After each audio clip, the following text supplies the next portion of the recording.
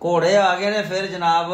पहले तुहानू घोड़ा वाया सी ना, अज असी घोड़े फिर नवे मंगवाए ने ताजे हैं।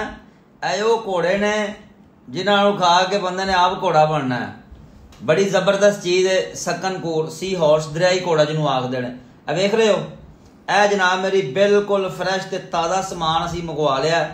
ते जेड़े दोस्त सकनकूर खरीदना चाहते हैं सी हॉर्स बिल्कुल फ्रैश वाला देख रहे हो, मैं बिल्कुल तुहानू करीब करके दिखाना। देखो ते ए देखो पीछे साढ़े को अलहमदुलिल्लाह स्टॉक मौजूद है।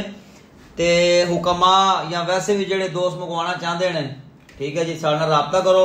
इंशाअल्लाह ताला तुहानू अच्छी चीज़ मिलेगी, ऐसी चीज़ मिलेगी कि तुम्हारी तबीयत खुश हो जाएगी। राजी होवोगे ना? राजी होकर जरा वीडियो लाइक करके अकाउंट फॉलो करके वीडियो अगे दूसरों तक शेयर करो। हर बंदे नूं दसो कि सकनकूर भी जनाब पाकिस्तान चो मिल जाते हैं। किदे कोलों? हकीम शमसुद्दीन कोलों।